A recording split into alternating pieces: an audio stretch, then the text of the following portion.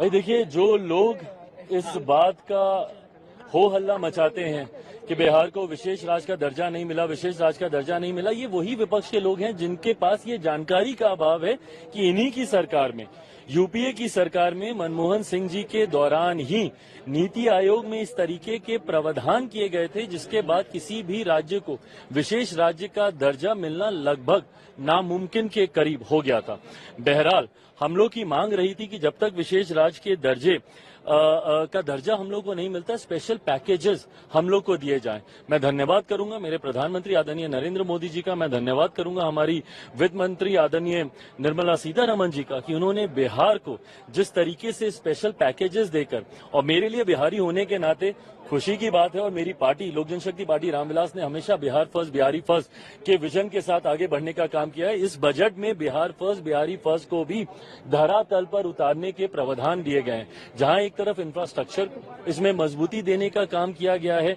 वहां पे ब्रिजेस बना के, वहां पे क्या कहते हैं मेडिकल कॉलेजेस की बात हो, वहां पे एयरपोर्ट्स की बात हो, तो जहां एक तरफ बिहार के इंफ्रास्ट्रक्चर को मजबूत किया गया है, वहीं वहां की अर्थव्यवस्था को मजबूत देने के लिए वहां पे अलग अलग राज्यों में गया हो, राजगीर हो, अलग अलग राज्यों में जिस तरीके से टूरिज्म को भी वहां पे बढ़ावा देने के लिए प्रावधान किए गए हैं, जिस तरीके से बाढ़ की एक बहुत बड़ी समस्या जिससे हम लोग हमेशा दशकों से हम लोग परेशान रहे हैं, उसके भी समाधान का जिक्र इस बजट में किया गया है। तो मैं मानता हूं बिहारियों के लिए ये बहुत खुशी की बात है और पूरी बिहार की जनता प्रधानमंत्री जी का धन्यवाद करेगी। बट ओवरऑल भी अगर इस बजट को देखा जाए तो पूरी तरीके से समावेशी बजट है। पिछले 10 सालों में भारत की अर्थव्यवस्था, एक मजबूत अर्थव्यवस्था का लाभ हमारे समाज के हर वर्ग को मिले, युवाओं को मिले, महिलाओं को मिले, किसानों को मिले, मध्य वर्ग के लोगों को मिले, इस बात का ध्यान भी इस बजट में रखा गया है। मैं मानता हूं कि एक बजट,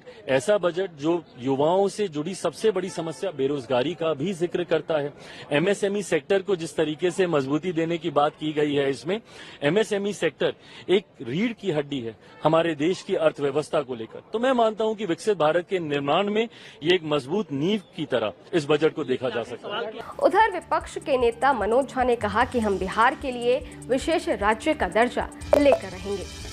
बिहार को विशेष राज्य का दर्जा चाहिए, मार्क माय वर्ड्स, लेके रहेंगे।